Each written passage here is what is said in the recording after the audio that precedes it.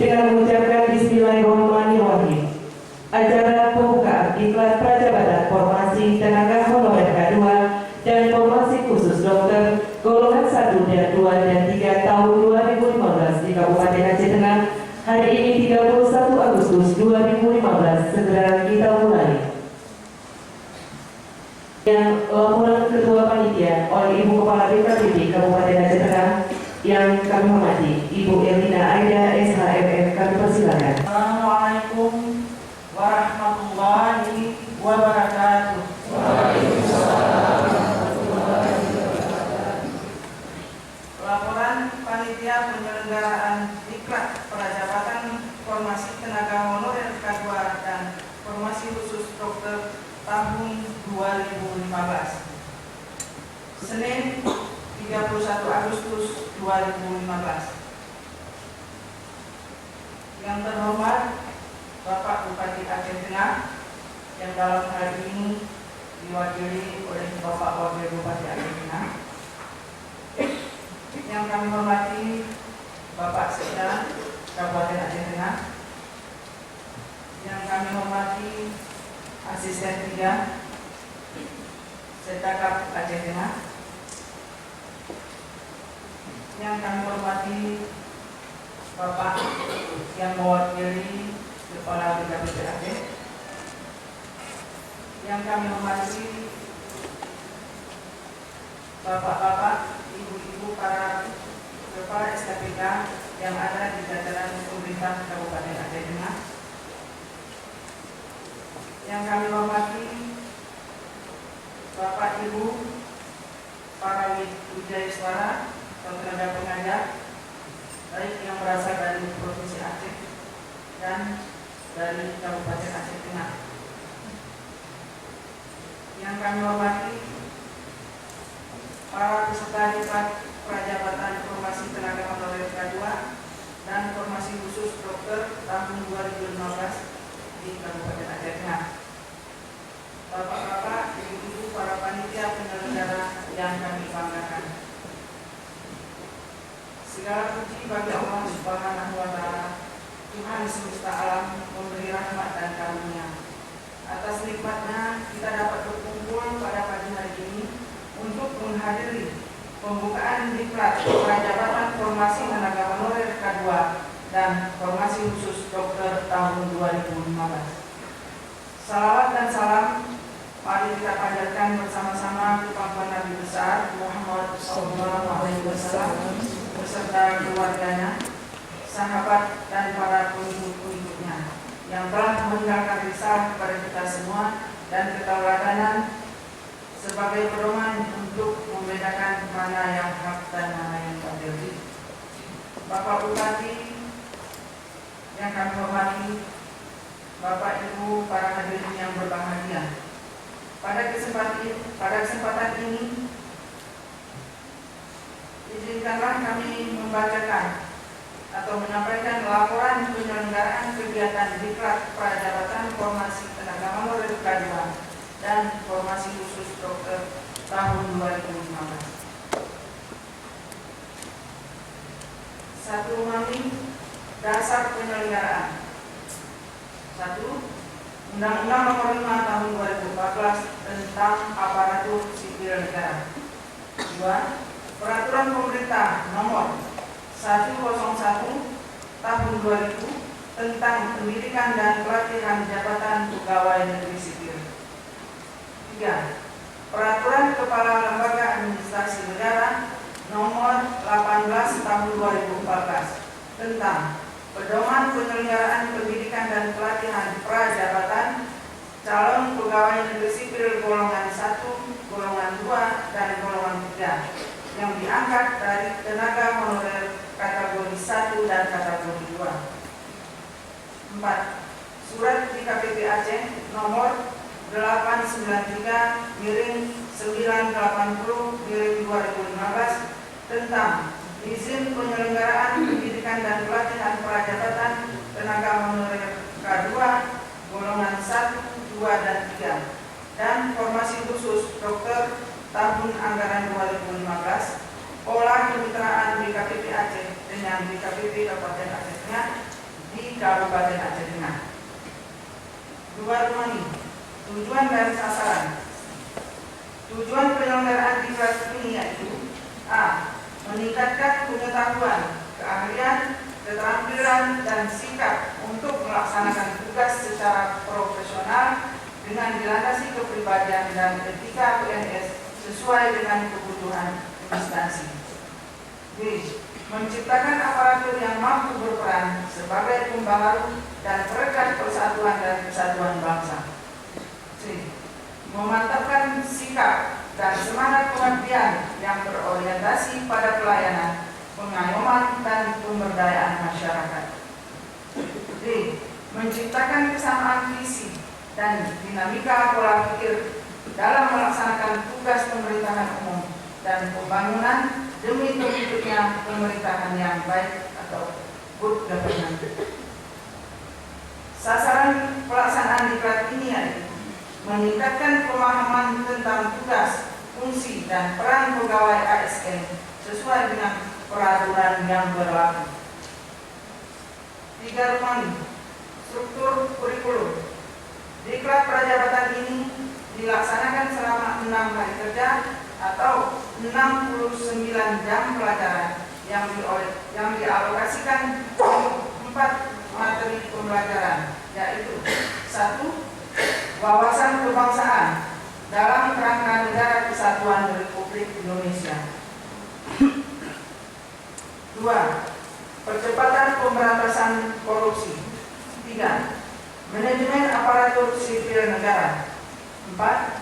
Pola pikir ASN sebagai pelayan masyarakat. 4 rumah ini, sumber dana. Dana kegiatan ini bersumber dari KPPK Aceh Tengah dengan program peningkatan kapasitas sumber daya aparatur melalui Badan Kepegawaian Pendidikan dan Pelatihan Kabupaten Aceh Tengah tahun anggaran 2015. 5 rumah ini, tenaga pengajar. Media suara atau tenaga pengajar berasal dari DKPP Aceh, DKPP Kabupaten Aceh Tengah, dan Inspektorat Kabupaten Aceh Tengah. 6 rumah ini, jumlah peserta. Peserta diklat prajabatan berjumlah 406 orang, terdiri dari golongan 3 120 orang, golongan 2 265 orang, golongan 1 21 orang. Dari jumlah tersebut, 3 orang berasal dari Sekretariat Komisi Pemilihan Umum atau KPU Kabupaten Aceh Tengah.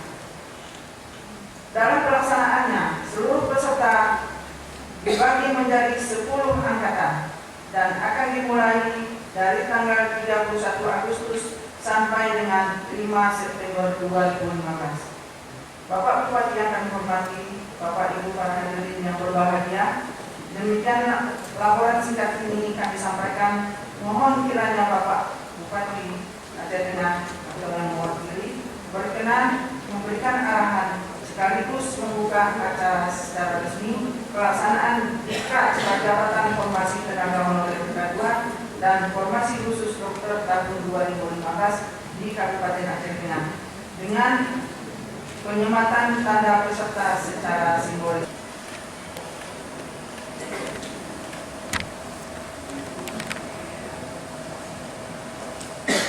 Maaf, berubah. Kalau juga selawat beri salam kita sampaikan kepada junjungan kita Nabi besar Nabi Muhammad SAW, serta keluarga dan sahabat-sahabatnya yang telah membawa kita selaku umatnya dari alam jahiliyah ke alam yang penuh dengan peradaban yang kita rasakan pada saat ini, dan kita juga telah merasakan al-Qur'an karimah, dan tentu kita bercita-cita menjadi manusia yang paripurna sebagaimana yang diharapkan yaitu insan kamil. Semoga kita akan mendapat kepada di hari kemudian. Yang kami hormati Bapak Sekda, yang kami hormati Bapak Asisten 3, yang kami hormati Ibu KPP, yang kami hormati Bapak KPP Provinsi atau yang mewakili, yang kami hormati Bapak Kepala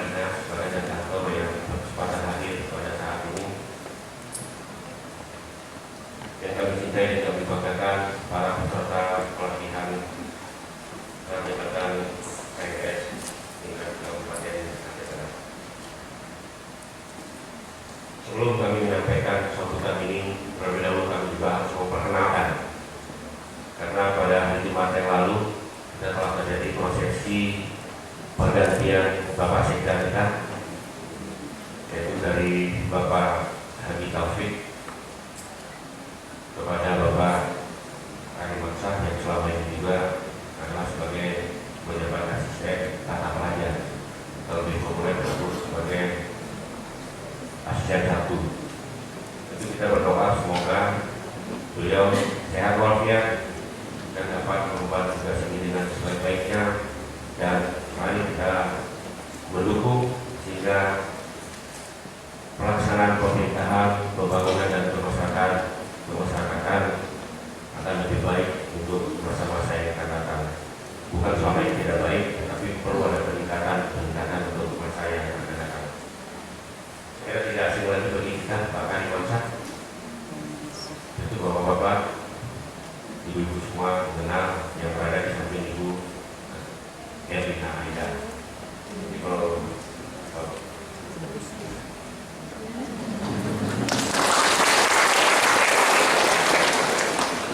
berkaitan dengan birokrasi itu di beliau. Kedua Bapak Dakat juga beliau. Kalau mau naik kelas ya beliau tentukan. Kalau mau turun kelas juga beliau. Ini peranan salah satu dari sekian banyak fungsi dan peranan yang harus beliau laksanakan. Ada Pak Rijal juga di Asia 3 dan juga berperanan. Bapak dan Ibu yang saya hormati, hari ini adalah hari yang berbahagia, hari yang membesarkan hati kita, baik bagi pemerintah Kabupaten Aceh Tengah maupun bagi sekitar 406 orang calon PNS yang telah memutuskan untuk mengabdikan diri untuk kepentingan negara dan masyarakat.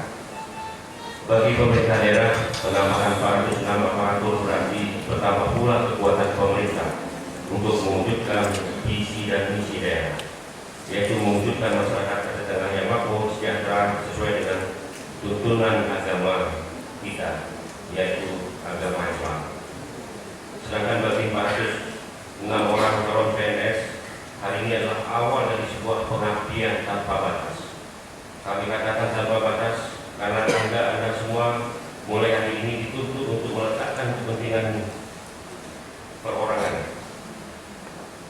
melainkan kita mengutamakan kepentingan negara dan kepentingan masyarakat dan kepentingan golongan dan pribadi. Di sisi lain, diklat prajabatan ini merupakan sebuah syarat untuk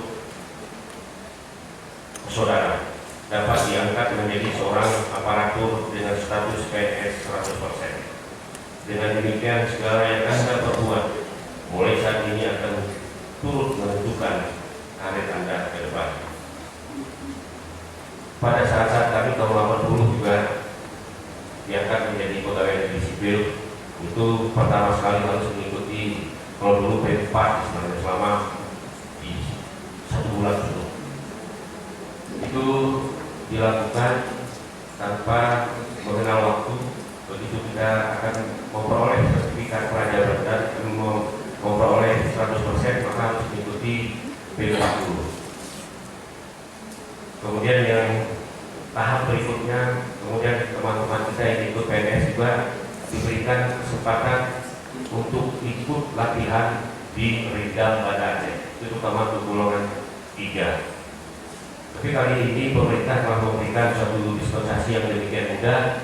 Yang pertama, bahwa saudara-saudara akan mengikuti pelatihan selama 6 hari, ya Bu ya, 6 hari mengikuti pelatihan-pelatihan yang diberikan oleh para narasumber kita, baik yang berkaitan dengan pemberantasan korupsi, pola pikir kita, kemudian wawasan kebangsaan kita.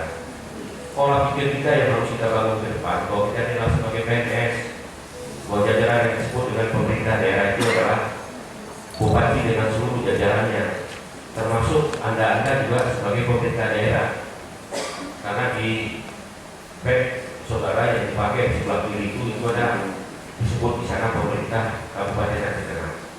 Jadi sama kita semua, hanya penempatan yang berbeda-beda. Saya kira itu tidak masalah, yang penting kita bisa memberikan pengabdian yang terbaik kepada masyarakat Aceh Tengah ini.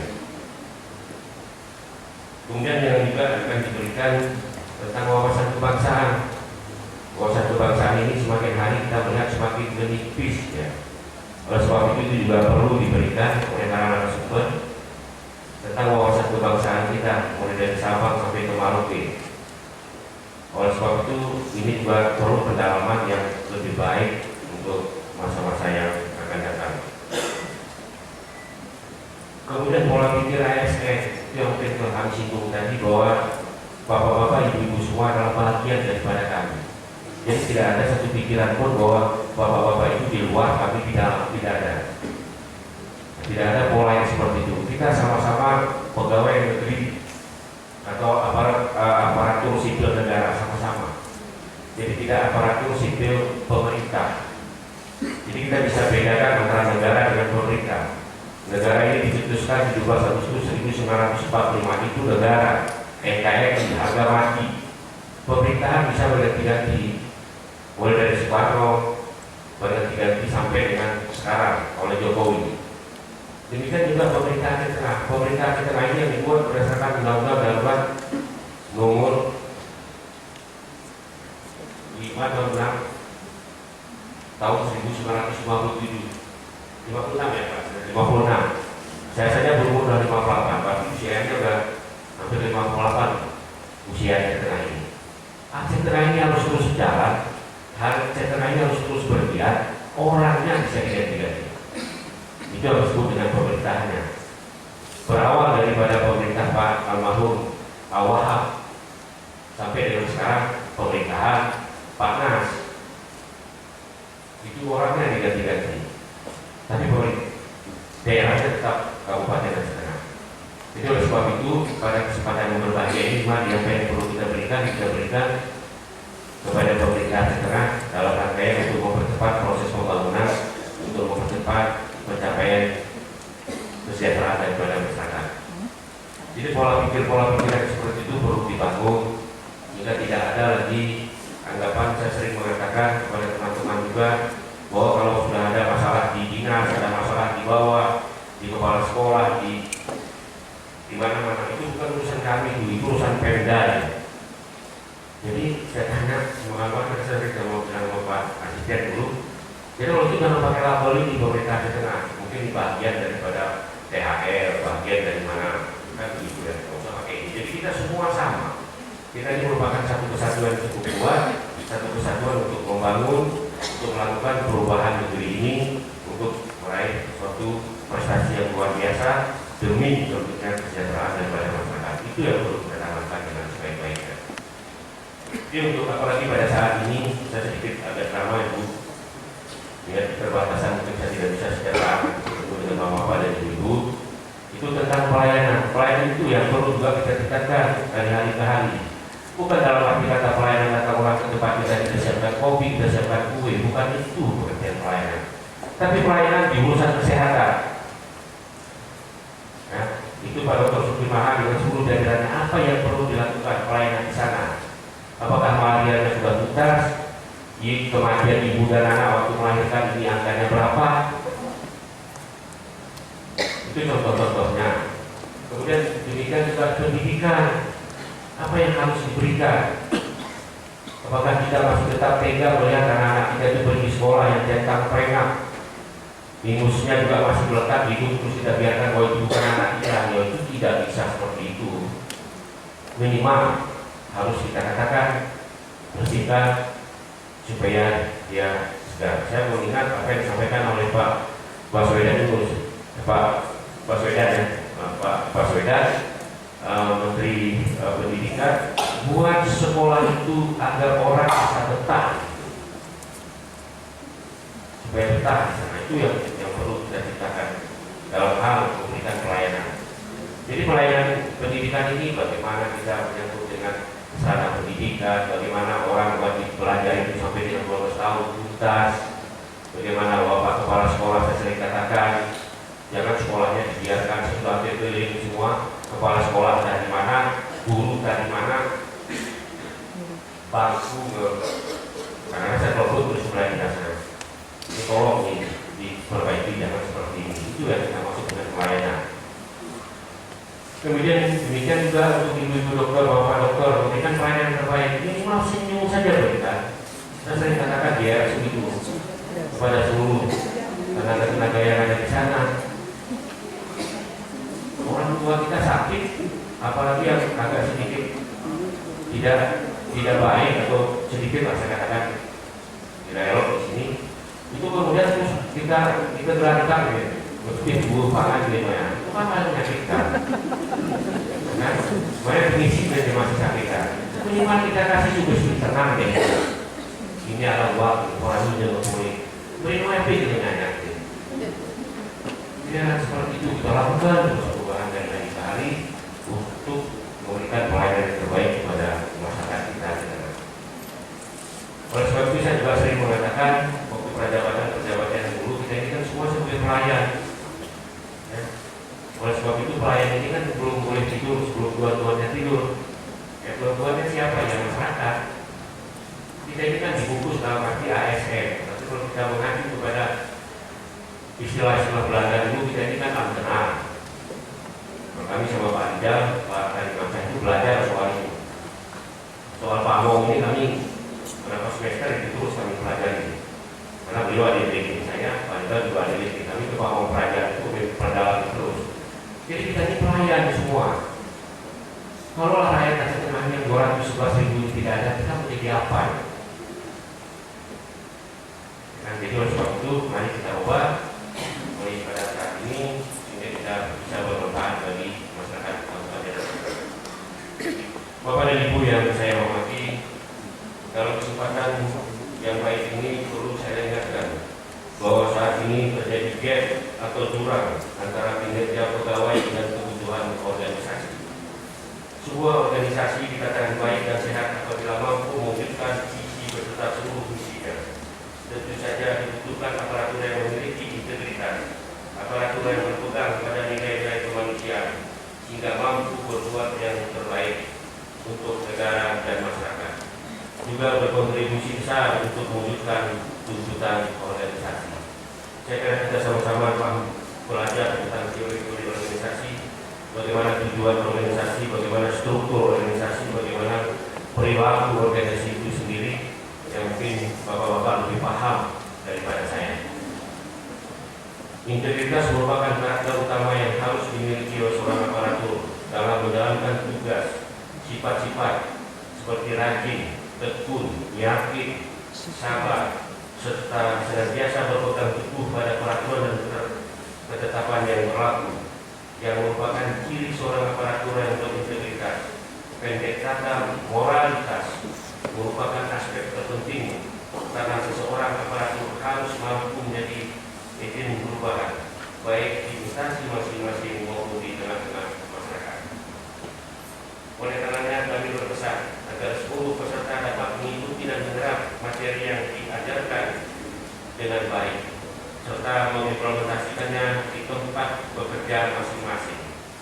Kebiasaan lama yang sebenarnya bertentangan dengan nilai-nilai moral dan etika sudah waktunya untuk dibuang, diganti dengan kebiasaan baru yang lebih berorientasi kepada proses dan hasil. Membuat sebuah gagasan, merumuskan serta mendiskusikannya dengan atasan dengan tujuan untuk mempercepat pencapaian tujuan organisasi merupakan salah satu contoh kebiasaan yang harus diasah sejak dini. Organisasi tempat saudara bekerja akan terbantu jika Anda mampu menunjukkan kinerja dibarengi dengan integritas saudara masing-masing. Sebaliknya, Anda hanya akan menjadi beban instansi Anda bekerja jika Anda tidak bisa berbuat apa-apa, menghabiskan waktu untuk main game, main Facebook, BlackBerry Messenger, menggosipkan, sehingga waktu yang Anda miliki di kantor mulai dari jam 8 sampai jam 2 itu adalah seperti waktu yang sangat menyiksa saudara-saudara sendiri. Oleh sebab itu, inovasi kreativitas saudara-saudara sangatlah diharapkan sehingga organisasi akan lebih berjalan dengan sebaik-baiknya.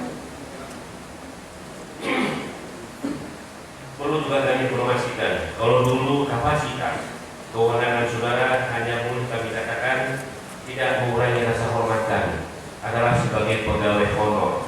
Tetapi sekarang ini saudara-saudara adalah telah menjadi calon pegawai negeri sipil.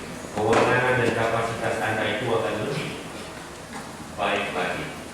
Namun hasil pengamatan saya, karena saya lebih sering mungkin di dinas-dinas, itu pada saat dia honor itu perhatiannya luar biasa. Sungguhnya di tepi kabeh saya.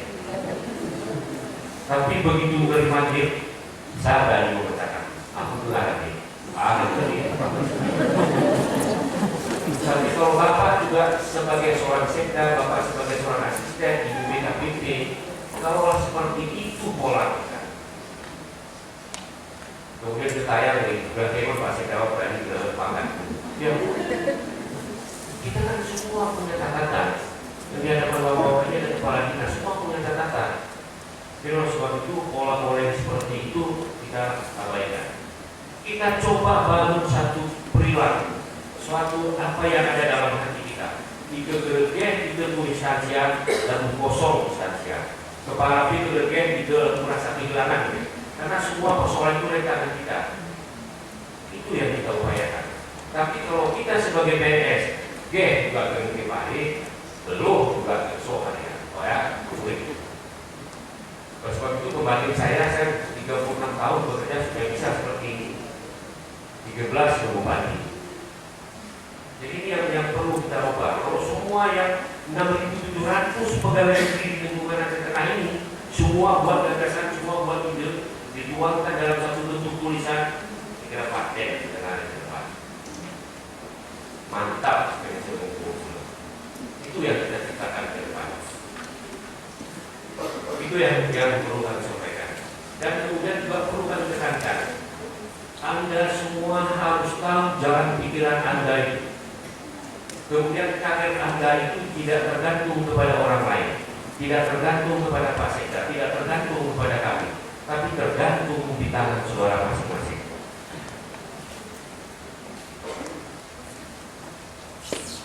Oleh sebab itu kita harus belajar, kita harus sungguh rajin, kreatif, inovasi dalam masyarakat juga keseharian kita. Bapak dan Ibu yang saya hormati, perlu disadari bahwa menjadi seorang aparatur adalah sebuah pilihan, bukan sebuah kebetulan. Karena tidak semua orang dapat meraih status sebagai seorang aparatur negara. Sesuai dengan Undang-Undang Nomor 5 Tahun 2005 tentang aparatur sipil negara, ke depan hanya aparatur yang berintegritas sajalah yang akan mendapatkan kesempatan untuk mengikuti karir ke jenjang yang lebih tinggi. Oleh karenanya pesan saya, ikuti setiap mata pelajaran dengan baik, karena ini adalah tingkat permulaan. Insya Allah masih banyak tingkat lain yang akan saudara ikuti. Dengan catatan Anda mampu menunjukkan kinerja maksimal yang diiringi dengan integritas saudara-saudara sekalian. Jadilah seorang aparatur yang melayani, karena dewasa ini masyarakat menuntut lebih terhadap pelayanan dari seorang aparatur negara, bukan sebaliknya minta dilayani. Jadilah seorang aparatur yang membawa perubahan negara yang lebih baik, karena hanya dengan perubahan nasib suatu bangsa, nasib suatu daerah bisa berubah. Hadirin Bapak Ibu yang kami hormati, demikianlah beberapa catatan dan harapan dalam kesempatan kali ini. Semoga Allah Subhanahu wa Ta'ala senantiasa melimpahkan taufik dan hidayahnya bagi kita untuk memberikan pelayanan dan pengabdian terbaik kepada masyarakat dan negara Republik Indonesia. Diawali dengan kalimat Bismillahirrahmanirrahim tingkat perjabatan bagi PNS golongan 1, 2, dan 3 Kabupaten Aceh Tengah tahun 2015.